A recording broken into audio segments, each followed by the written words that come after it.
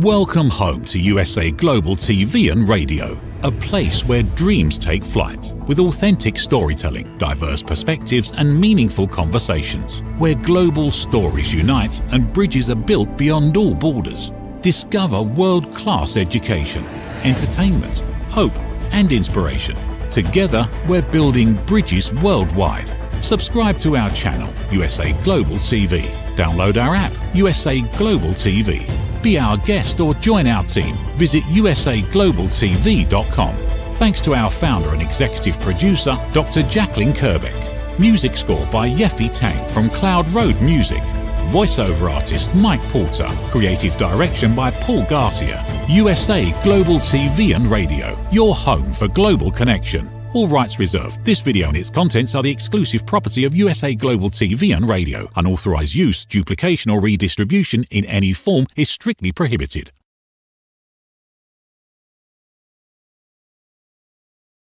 Hello and welcome to USA Global TV and Radio, home of the YouTube Silver Subscriber Award for crossing over 100,000 subscribers. I'm Dr. Jacqueline Kerbeck, and we welcome you wherever you are in the world. Good morning, good afternoon, good evening. Our show today is Authentic Achievements, and we are going to be exploring a very important topic that I really believe can impact or affect all of us in one way or another. I'm not here by myself on this show. This title of this show and the platform Authentic Achievements was created by the star of our show, who's joining us from the United Kingdom, London specifically. Her name is Kim Adele Randall, and she wears many hats. She is an entrepreneur. She's a mentor. She's a coach. She's a leader. She's a TEDx speaker. And most importantly, she is the mother of a beautiful child. And we're going to be exploring permission to be human, creating a safe space to embrace vulnerability. Let's welcome Kim Adele Randall from London. Hello, how are you? Good, Dr. Jacqueline. How are you? I'm doing well, thank you. I really appreciate you taking the time to be here today, especially on this very important topic that you actually came up with.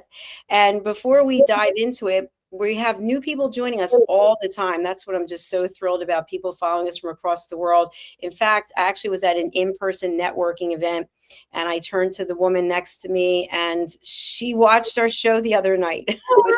Oh my gosh, that's amazing. So please do feel free to tell our audience about Authentic Achievements, and if you could discern the difference between your platform or give them information about that, and then how you brought the show over to here, I'd really appreciate it. Yeah, of course. So I set up Authentic Achievements, oh my goodness, probably about 7 years ago now. And it was really around the fact that actually it took me a long time in life to get comfortable with being authentically me, and still acknowledging that that meant I could be a good leader. I could bring my whole self to the situation and still lead. And so I was very fortunate. I got asked to co-author a book, which I did, and it became an international bestseller. And I was given the opportunity to try my own podcast, so set up Authentic Achievements, which was really around trying to find people around the world to share their authentic story around success, around overcoming, around the things that had seemed overwhelming, but that weren't. And it was probably very much more predominantly in the business space for my platform. So it kind of probably held people into that space. Most of the people that I've interviewed have either been in corporate or they're entrepreneurs, and it's been probably through that business lens. But I thought there was more opportunity, because actually we teach and we learn through stories. And so I was super fortunate to meet the fabulous Dr. Jacqueline. Is it nearly 4 years ago now, I think? And you gave me the opportunity to first be interviewed and then to have a show. And I was like, wouldn't it be great to take the same title, that Authentic Achievements? Because the things that we achieve in life that are authentically ours aren't necessarily always related to business or to money. They can be to our family, they can be to our friends, they can be to our hobbies, they can be to anything. But they can still teach us those invaluable lessons that help us be more equipped at life. And so Authentic Achievements, USA Global TV and Radio was born, and I have the absolute privilege of often co-hosting with the fabulous Dr. Jacqueline, and we meet some amazing people who share their stories, whether that's been in music, in business, as parents, as grandparents, overcoming illness. There's so many stories in the world, and I pinch myself daily that I've been gifted with the privilege of getting to meet so many of these people, even if it is virtually through the camera like this, and share it with a wider audience to hopefully inspire and engage others who might be feeling hopeless to feel hopeful. Thank you, Kim Adele. That was beautifully put. I really believe, and I was saying this to someone the other day, that the pandemic, as horrible as it was for so many reasons, was an opportunity for us to all reset and Yeah. restart. And to your point that you and I've been together for 4 years, I was going through some emails to throw them out, and I saw an email from Red from 2021. Red's one of our team members. It's crazy how quickly the time's gone by. But in reference to the pandemic, I had to boot and figure out what I was going to do because I retired from my corporate career March 6th of 2020. And then my mom got dementia. And so I moved in with her, and my whole life was completely different. And I realized that we were all going through something. And I think we're still going through something, maybe the fallout from that, or maybe the happiness from reinventing ourselves. And so this topic about permission to be human, I feel like there's a certain part of society, and I don't know what that is, but I can't say clearly everyone across the world, but there's a certain group of people who really do provide a safe space for people to share. And you are definitely one of those people. You're very candid and honest about the things that you've been through. You've had, I don't want to label or give a word, but you've had a very unique backstory. And instead of letting that take you down or break you down, you've used it to empower other people. So when you think about permission to be human and creating a safe space to embrace vulnerability, what does vulnerability look like to you? Oh, great question, Dr. Jacqueline. And I think having spent so many years in corporate life, I struggled really hard to be what I thought everybody else wanted me to be. So I tried desperately hard to fit in with the corporate perception of a leader. They were well pulled together. They were highly articulate. They had amazing vocabularies. Pretty much everything was black with a bit of navy blue to add in a bit of color. And I kind of boxed in who I was and what I was, because I quite early on in that corporate career got told that I didn't have the gravitas or the vocabulary to reach my potential. So I was terrified and went off and learned lots of really long words that nobody else that worked with me understood. So instead of saying I've got lots of ideas, I've got a plethora of ideas around that. Until I realized that the people that I led every day no longer understood a word I said. And we weren't going to achieve anything because they didn't know what I was asking of them, which was, from what I could see, one of the largest problems in the wider organization was there was no clarity of what people were expected to do. And so I decided that I was going to be courageous, and the next role that I took, I'd step in and I'd be me. Now, I don't sit in the corporate space very well. I'm like a hyperactive puppy dog most of the time. And so I decided when I went to that next interview, I'd show up as me, warts and all. It's like, I know I can do the job, but actually it's that bigger job. I don't think I can do it if I'm still desperately playing at being the leader that I think you should be, instead of being the leader I know I can be. And so I think I've shared this on the show before, so forgive me, anybody that's heard this. I remember sitting in the final interview and they got to the end of it and they said, Kim, so if you had to sum yourself up in a word, what would it be? And I looked at them and I was like, loud. And they were really aghast. They were like, loud? I was like, yeah. So you've known me for like 50 minutes. Do you think I'm loud? And they were like, yeah. I said, then in that case, it's honest and it's self-aware. So I'll take it. And for me, that was my permission to myself to be human and to be vulnerable enough to say, this is who I am.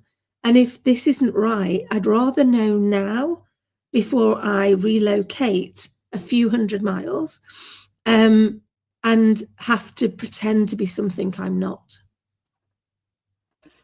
Congratulations for you being authentic and being vulnerable and sharing that. And by the way someone else reacts to what we share, that's really on them. And I know many times we get bogged down thinking about how somebody's going to take the information that we share. And as you know, from taking so many of my courses, one of which setting boundaries and asking permission, is we have to set that boundary to protect ourselves, to respect ourselves, and to be able to respect others. And I remember, and I've shared this story myself, when I was in corporate and the last place that I worked for a long time, I went in and I was dressed to the nines. I was wearing Armani. I remember I had a beautiful Armani suit that I had for a long time. And I had my blonde hair, my red lipstick, and my red nails. I've always had long nails as long as they're growing. And I got the job. And then shortly thereafter, maybe a few months later, I was told that I was too loud. And that the CEO, when he saw me, he only saw red because I was so out there. And, he wanted it to be in the black, meaning that you're profitable. And I said, but this is how I showed up. I showed you who I am. I was vulnerable. I didn't put on some outfit that wasn't really me because I've never been preppy. I like jewelry. I like bling. That's just how I am. And so I showed you who I was and you accepted me, and now you want to change me. And I think that happens a lot in relationships when we meet someone and we're attracted to them for some reason, and then we want to mold them and shape them to be our perfect puppet, so to speak. So I'd love to have you address, how is it when we show who we are, like you have and I have and so many others, and we get that fallout that's not acceptable, and it's on whose terms? Yeah, it's a great question. And I think a lot of it, and this probably goes back to a conversation you and I have had before, Dr. Jacqueline, about when people tell you what you should do. And when they tell you what you should, not what you could, but what you should do, they're basically saying, you can't have that much power. I don't trust that you can do this. So I'm going to take the power and I'm going to tell you what you should do. The same is true, I think, when we try and fix people. There's a part of us that feels envy that person is willing to not conform, that they're willing to, as I say to Scarlett, embrace your inner weirdo. Like, we've all got a bit of an inner weirdo, and we spend all of our time trying to make sure nobody sees it. But we've probably all seen, and if we haven't, please go and check it out on YouTube, that video where, it's many years ago now, but it was at a outdoor concert and everyone was sat very nicely on the ground watching the music. And this one person got up and started dancing outrageously. And everyone was like, it's a bit awkward. Look at them over there. And as you watch the video for another couple of minutes, before long, in less than five minutes, actually, the outsiders were the ones still sat there that weren't joining in, not looking like they were having a good time. And the ones that had got up and joined the person that was dancing were clearly filled with joy. And I think that's the thing. I think sometimes we know that there's something in us that we would love to have the courage to embrace, and we don't want to do it. And therefore, when we see other people having the courage, there's an element of wanting to pull them back from that so that we don't feel so uncourageous. That is so powerful, what you just stated. I completely agree with you. When we are being our authentic selves, and I like to say being comfortable in our own skin, sometimes that bothers other people. And so, for example, I love to dance, and I just danced at a wedding recently, but over the years, I would just go out and dance by myself. I don't really care. And people would look at me and later say, you looked ridiculous out there by yourself. Well, I don't really care. I was doing my own thing. The question is, why are you sitting on the stoop, so to speak, and watching what I'm doing and judging me? And so I think that also is a part that we have to look at when we are feeling vulnerable and exposing ourselves, that other people might not be receptive to it. And then the question is, what's coming up for them that they're sitting in a place of judgment? It's so true, because very often that is the place. People come up and tell us what they thought. And for me, in that situation, my question possibly would be, oh, how sad that the only thing you had to do in the moment to bring you joy was to judge somebody else. Why weren't you creating joy of your own? Like, because you were happy and you were having joy, and we see people having joy, and then we see people that immediately want to like dampen that. Oh, well, you can't do that because you look stupid, or you can't do that because you look precocious, or you can't do that because, well, why can't I do that? As long as I can live with the fact that not everyone's going to like me, that's okay. You know, I read a quote a few years ago. I love this quote, which was, I'd rather be somebody's shot of whiskey than everybody's cup of tea. And it really hit home because I'd spent years trying to be everybody's cup of tea. And I'm a British person. We could argue about how we take our tea as vigorously and as often as we do about politics or religion. So you're never going to achieve that. You're never going to be somebody's perfect view of a cup of tea. And that's okay, because for those people, they can just choose to scroll on. So you don't have to take the time to tell me that I'm not for you. You can show me that by moving on. When you choose to take the time to tell me there's something else going on for you, there's something else showing up in your world that means you weren't willing to just walk on by. And when people do walk on by, I say let them go. When someone shows you who they are, believe them. And I know that's a tough one, because it's like what I was saying in the beginning. When you meet someone and then you have some kind of connection and then you get into a relationship, it could even be two friends, and all of a sudden you want to change the person.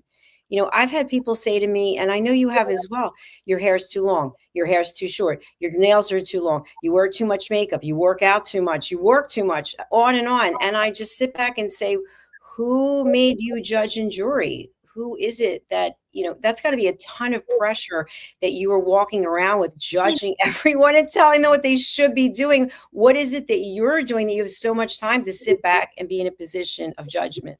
Because actually, it depends who you're doing it for. So if you've got your hair the length you've got it because you like it like that, and you wear makeup because you like to wear makeup, and you dance because you like to dance, well, isn't our role in life, as long as we're not being unkind and harming others, isn't our role in life to find joy? So if I find it there and somebody else finds it somewhere else, some people will find joy going for a really long run, and I applaud them. It will never be me. It will never be my joy finder. I pass no judgment either way, not on myself for not wanting to, and not on them for finding it. They found their source of joy, and for that I am so grateful. My source of joy might not be joyful for anybody else. And my source of joy is dancing around like a lunatic in the kitchen with my daughter and our friends, not worrying about what anybody else thinks, just going with the flow, listening to the music, and just being happy in the moment. I don't expect anybody else to find that joyful. I find that joyful. And so I think, when people tell me all of these things, that, my question often is, for whom? So my hair's so too long, for whom? Or I shouldn't have gone grey, for who? Because I have no concern with the fact I'm now grey. It's a fact of life. I happen to like it. I don't mind if anybody else chooses to colour their grey. That's their choice. I've chosen not to. And therefore, if I'm not going to pass judgment on you, why do people have to judge me? And one of the bits of feedback I got was, but Kim, you've got a really young face. And I was like, but my face isn't going to change. My face is still my face. It just is now surrounded by grey hair, not by blonde hair or brown hair or red hair, blue hair, I think I had at one point when I was hairdressing. My face hasn't changed in any of those. I haven't changed in any of those. It's just at the time, blue hair filled me with joy, and now grey hair fills me with joy. But I think we've got this. Actually, when people are telling you that, what they're really telling you is they're living to a checklist that isn't their own. So they're having to fit into boxes. They're having to tick off categories that aren't their own. And that's frustrating. And sometimes when we're frustrated, instead of being frustrated at what is it we could do differently to stop ourselves living in this checkbox, we look for all the people that are daring not to tick my box and go, no, over here into the unhappy camp, you need to tick these boxes too, because pity loves a party. if I'm feeling miserable, well, actually, I don't. But for a lot of people, when they're feeling miserable, they want somebody else to feel miserable too, so that they don't feel so alone. Well, then we're just all feeling miserable. So I try and go, well, if you're feeling miserable, what can I do to make you find a moment of joy?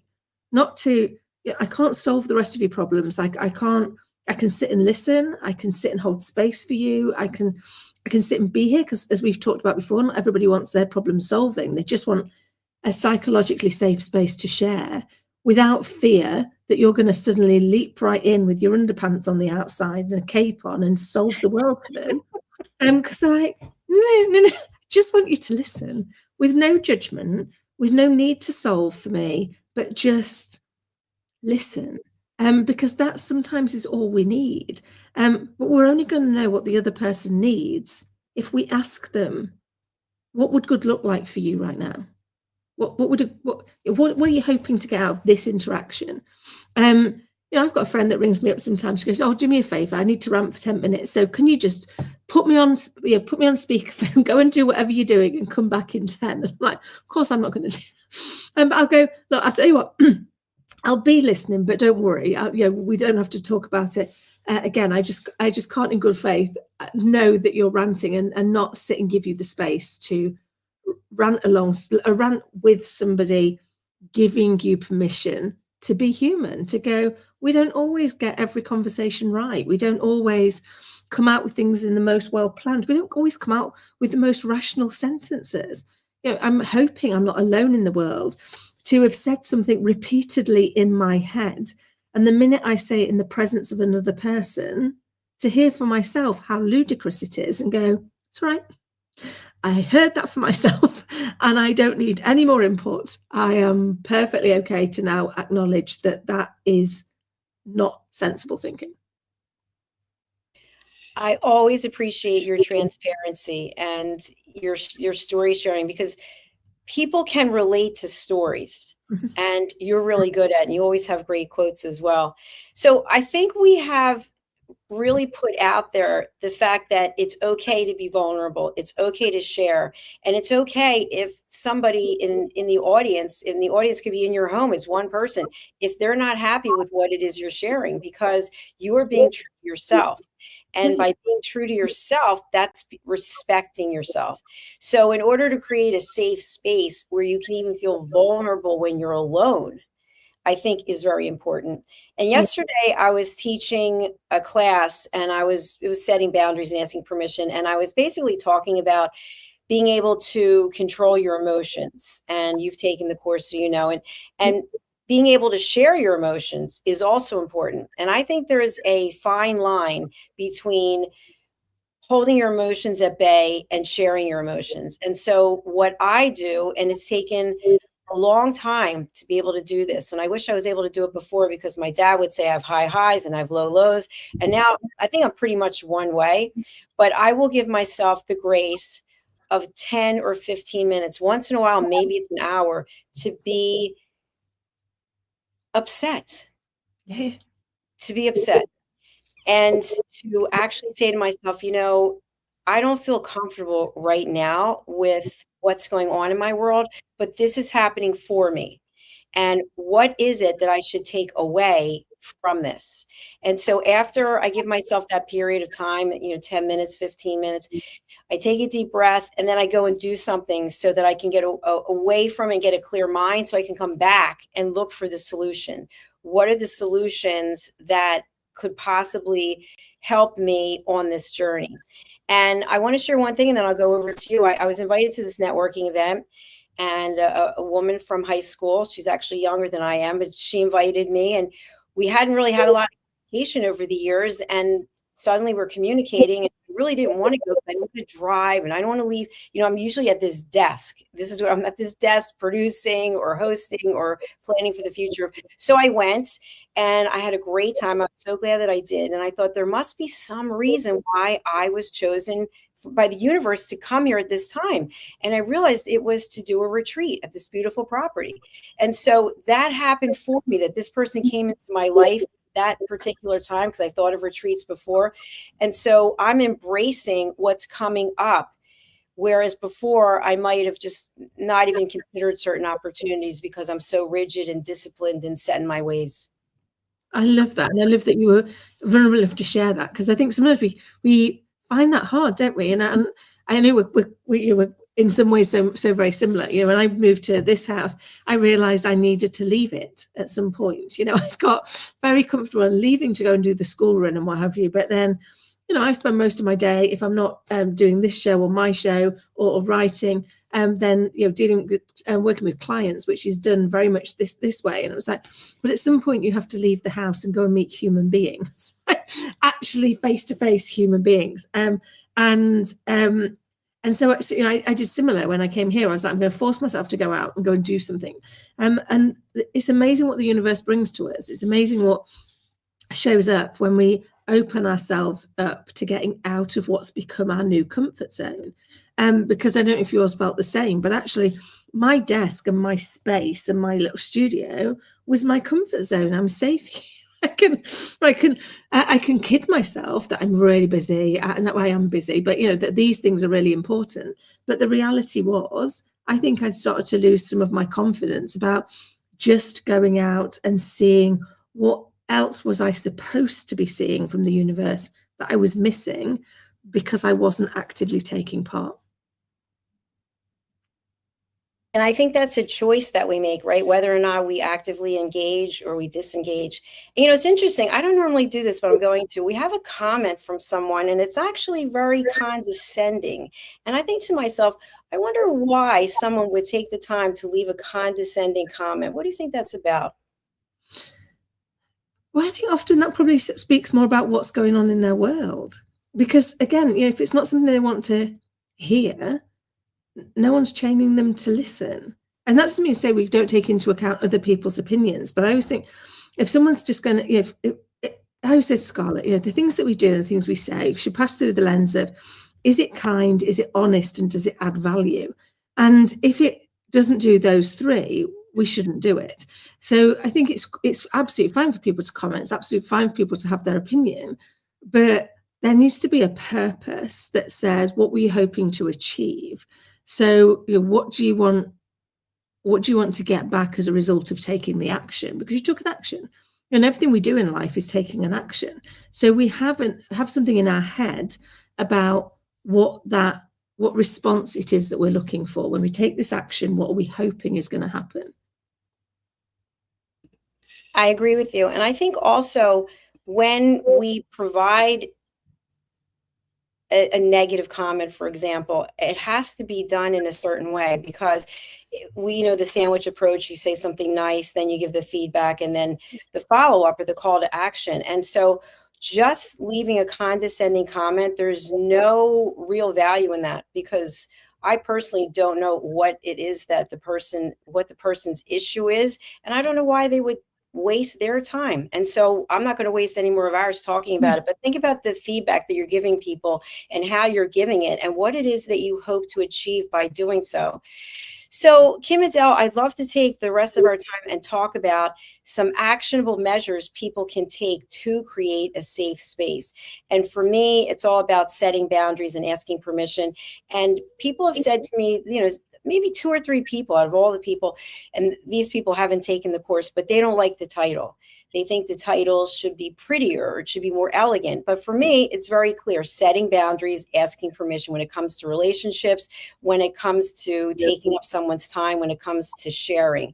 So for me, to be able to listen to someone at the highest level, meaning I'm totally focused, I'm totally present, we have to set boundaries. So how long is this conversation going to take? And at the end of it, do you want my opinion, or do you just want me to listen? What are your thoughts? I think it's true. I think sometimes we get I think the title, for me personally, the title's fine, does exactly what it says on the tin. It is there to teach you how to set a boundary and how to seek permission for the time to be able to have that safe space provided for you, and set the parameters of what you want them to do to that. And equally, if somebody wants that space from you, tell me what you want from me. Do you want me to just listen? Do you want me to listen and give an opinion? Do you want me to share an idea of what I've done in a similar situation? You know, so that actually we don't overstep that mark or do the wrong thing. And that sounds like super easy to do, but it's really hard, because we get pulled back, and you teach this so beautifully, Dr. Jacqueline. But you know, in the moment when somebody runs up and says, can I just talk to you about this?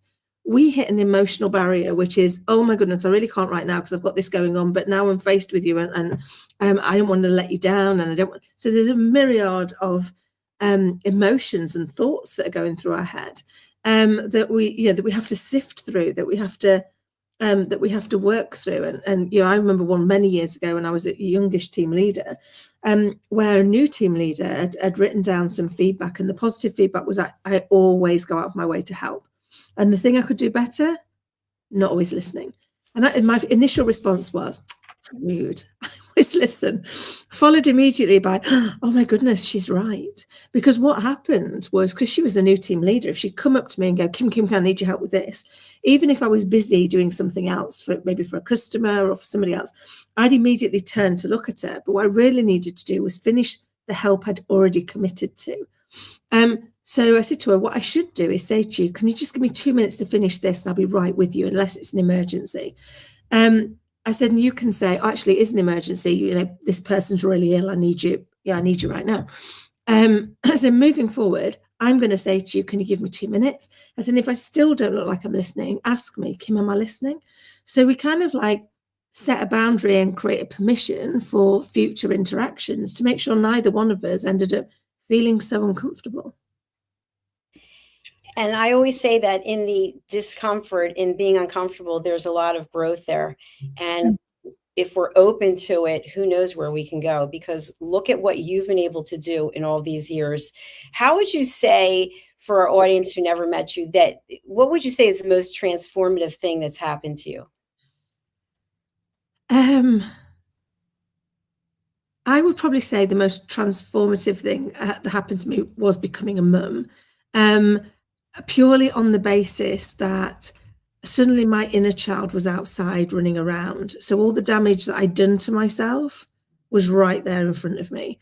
And it's really hard to continue to damage yourself when you're looking at a little person looking back at you, that you go, I wouldn't say any of those things to you. So I'd need to stop saying them to me.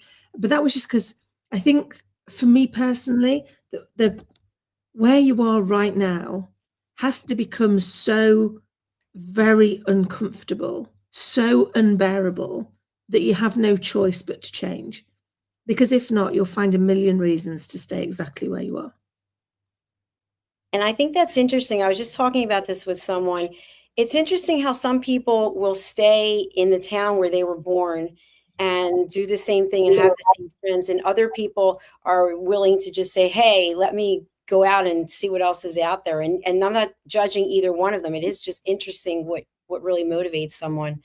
And I think, I was going to say, and how they change. One of my very best friends, we've been friends since we were 4, and she still lives in the village we grew up in, works there, and we're still the best of friends, and we still see each other all the time. And yet I was the one that upped sticks 30 odd years ago, and have been everywhere. So on paper, you might go, that shouldn't work, and yet it does, and it works because our values, our values, our memories, and the love that we have for each other is deeper than where we live and what we do. It comes from that shared set of values, that shared set of, and that sense of family, I guess. And I think, you know, it is, you know, it's interesting when we kind of, when we go through those debates, because we're probably an unusual coupling for most of our other friends that have, you know, that are, you stay with the friends. You know, if you're somebody who's left, you've left. You know, we might see you once in a blue moon, and if you stay, we see you all the time. I think it's just the dynamic that changes, isn't it? I think you're right about that. And I think for me, probably the most transformative time was during COVID, when I decided to move in and take care of my mother. Yeah. And it was really not something I can even describe. I have obviously heard of dementia. We have a television show with Tracy Cram Perkins, an author of this by the same name of the TV show, which is Dementia Home Care Before, During, and After. But actually seeing it and seeing what happens to someone you love, someone who at 80 years of age was playing competitive tennis on a tennis team and traveling around, just such a beautiful person inside and out. And then being in a position where I'm making decisions for Yeah. her. And I've never had children. And I've never been in a position where I'm taking care of someone full time. I mean, obviously I've been in long-term relationships, but they were taking care of themselves. And to go through that and at the same time be in a pandemic and then starting a new business and then broadcasting and wondering, is she wandering off? She doesn't have that little GPS tracker, where it was really something that I can't even explain. And what I learned about it, what I learned from it really is, as much as you love someone, our fate is really determined, and you can't stop the process. You can throw a wrench in it, but basically just being there and loving the person and caring for the person and doing the best that you can. I made a lot of mistakes that I realize now by watching Tracy's shows when she's these experts on. And so that was the most transformative time in my life. And I feel as a result of that, that I don't waste a minute. I'm doing what I want to do on my terms, because I know at any day that could happen to me or something else could happen. Something will happen. As my dad used to say, none of us are getting out of this thing alive. It's so true. And my granddad used to say, live each day as if it's your last and one day you'll be right, because we just don't know. And so if today were to be our last, would we really have wanted to spend it worrying about what people thought about us choosing to do something that brought us joy? No. So again, as long as what we're doing isn't purposefully hurting somebody or causing them pain, then we should be allowed to do it. And it shouldn't matter, you should, because we're not impacting their happiness or their joy, and they shouldn't want to impact ours. But I think I think we've got a way to go to that, because we've created a world, and I think social media has its part to play in this, where everybody's got an opinion, which everybody has, but everybody now feels it's their it's not only their right, but it's their mission to share that opinion, but without thinking about what am I hoping to achieve from it. We've got a global pandemic of mental health challenges and rising suicide and all kinds of problems that go around that. And how much of that is triggered by lack of thought of somebody sharing an opinion they didn't expect to go anywhere? Spot on, as always. I can't believe we are at the end of our show. It always goes by so quickly. Do you have a quote for us today? Oh, do you know, I do. And it probably is going to link back to the dancing, but I've used this one lots of times. And Dr. Jacqueline, as you know, at the moment, this problem fits for me. And that is, life isn't about avoiding the storm. It's about learning to dance in the rain. And so whenever life gets turbulent for me, my mantra is time to dance.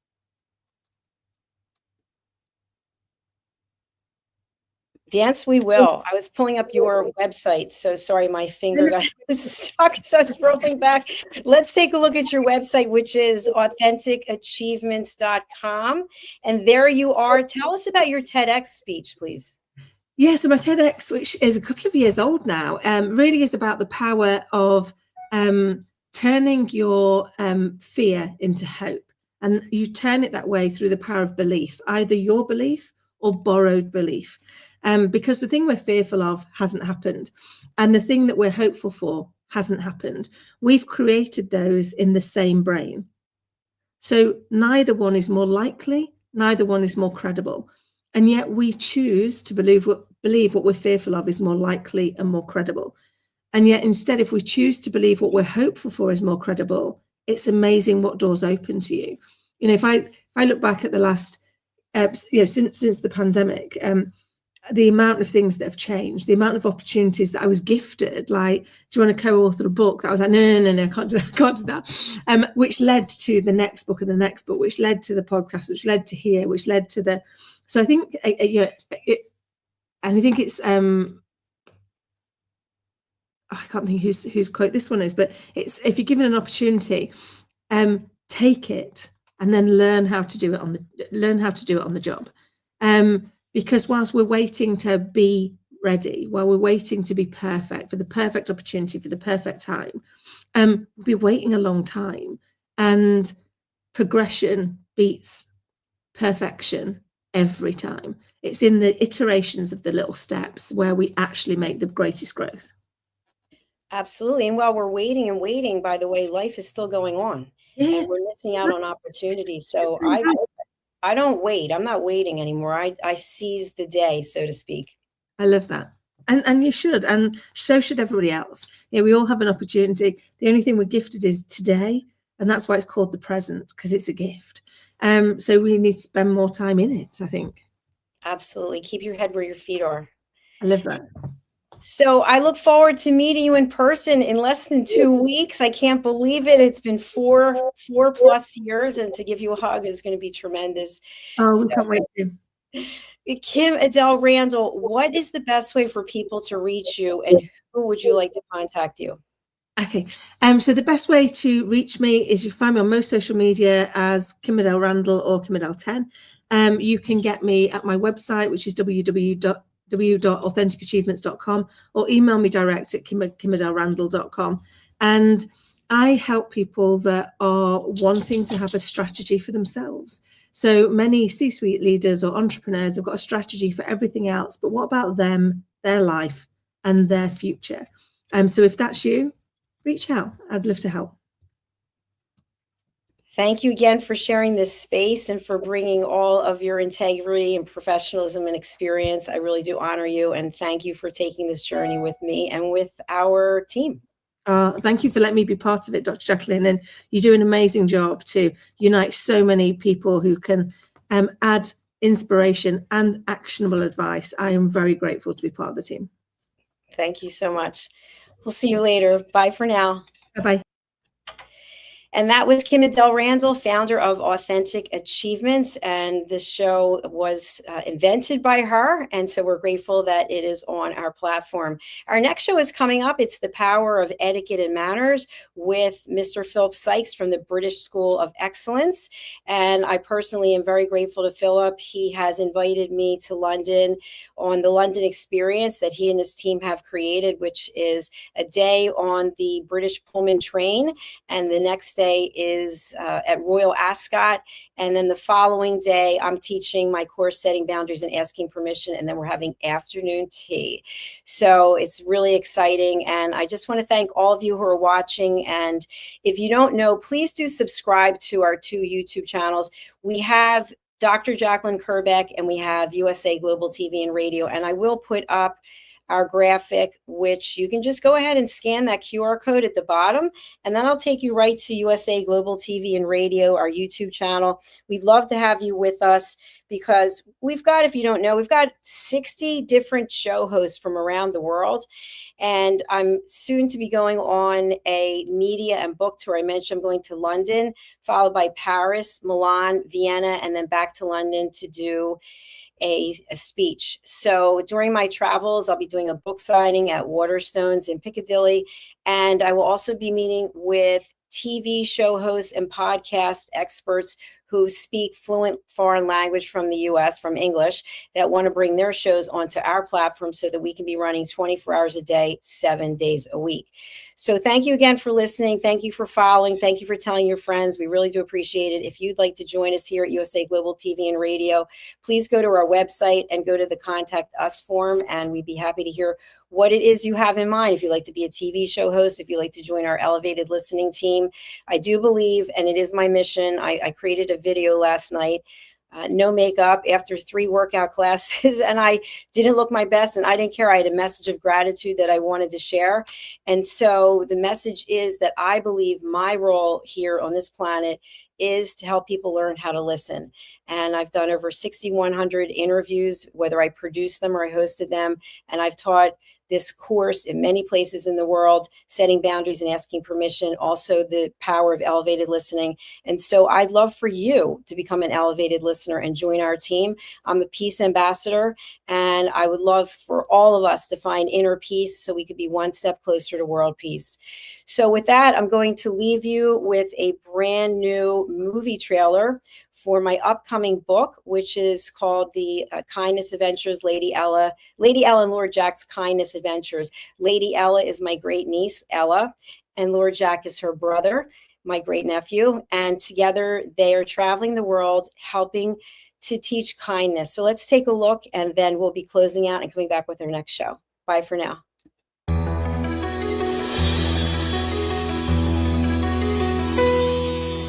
Lady Ella flies up high, spreading kindness through the sky. With Lord Jack right by her side, through the world they glide.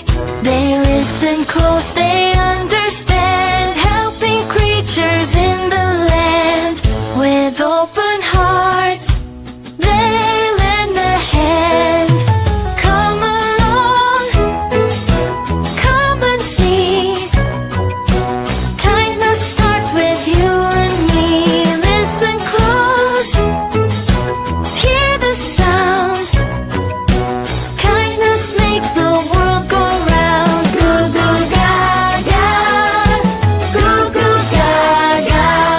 So spread your wings and soar so high, like Lady Ella in the sky. With Lord Jack we'll always say, listening and kindness light the way. USA Global TV and Radio proudly presents Tracy Cram Perkins, a dementia caregiving survivor teaching how to balance care with peace of mind. #1 resource for dementia caregivers. It's the book Dementia Home Care: How to Prepare Before, During, and After. Over 17,000 copies sold of this must-have guide. And now a testimonial from Tracy Smith. If I was to describe this book to someone who is going through a similar situation, I would underscore how important it is to have some sort of a tool or a guidebook to help you through certain stages. And there's so many, it's such an unknown topic to the average person. And to have this as a reference is essential. It's going to help you get through it personally, as well as help your loved one manage. To learn more, go to TracyCramPerkins.com. Tracy Cram Perkins is an award-winning author. She's also the host of Dementia Home Care television show. Watch it here on USA Global TV and Radio. Conveniently located in the Cherry Hill Mall in Cherry Hill, New Jersey, Avio Art specializes in custom art and photography printing. From museum-quality canvas prints and stretching to photo restoration, fine art reproduction, and framing with museum-grade glass, every service is completed in-house with exceptional attention to detail. Visit avioart.com or email support@avioart.com. USA Global TV and Radio proudly presents our partner and sponsor, Mr. Philip Sykes and the British School of Excellence, building confidence, changing lives. And now, proudly presenting the Polished Professional. On a transformative journey with the British School of Excellence's comprehensive suite of masterclasses, crafted to elevate your professional and personal life. 8 outstanding modules will elevate you to the next level. Module 1, Exploring Life's Purpose, delves into the depths of self-discovery, guiding you to chart your unique path to fulfillment and success. Module 2, Mastering Professional Presence and Confidence. This masterclass is a deep dive into the art of self-assurance and commanding presence, which is essential for standing out in today's competitive landscape. Module 3, learn the secrets of visual impact, how to curate a personal style that amplifies your professional brand. Module 4, mastering professional etiquette and communication excellence, navigating the nuances of corporate interaction with grace and tact. Module 5, elegance in eloquence. We impart powerful techniques to captivate and persuade any audience with your oratory skills. Module 6, unlock the potential of your emotional intelligence, EQ, and harness the ability to connect, empathize, and lead with emotional savvy.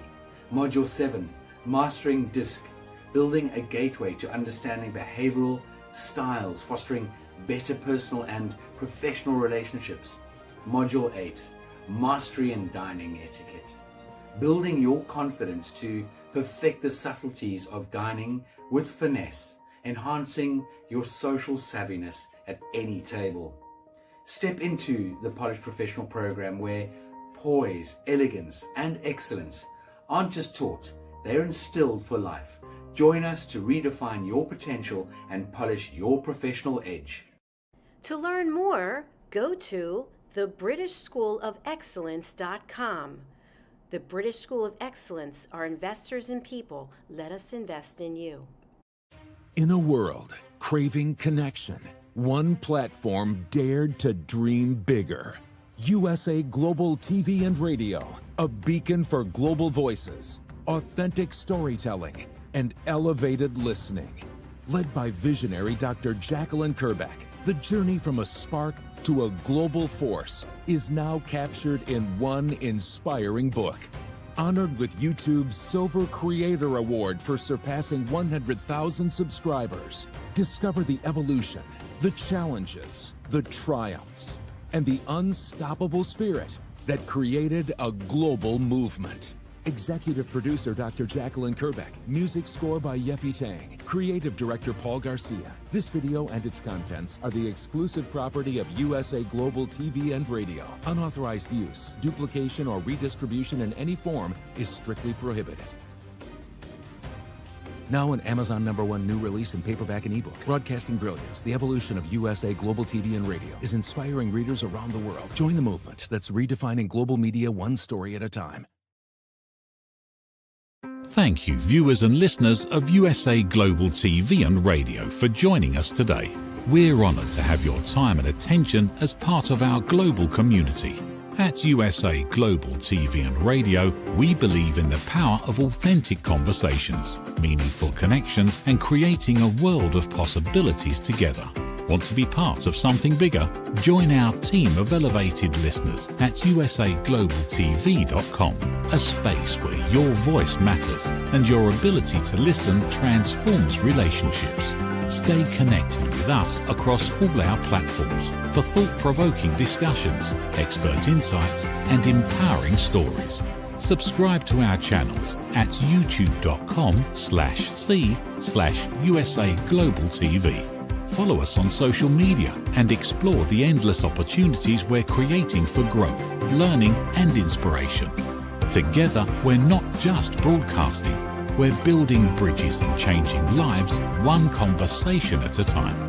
For inquiries, contact us at info@usaglobaltv.com. Music by Johnny Dyes. Produced by executive producer and director Dr. Jacqueline Kerbeck. Voiceover by Mike Porter. Creative direction by Paul Garcia. All rights reserved. Copyright 2025. Visit usaglobaltv.com to view our full terms and conditions.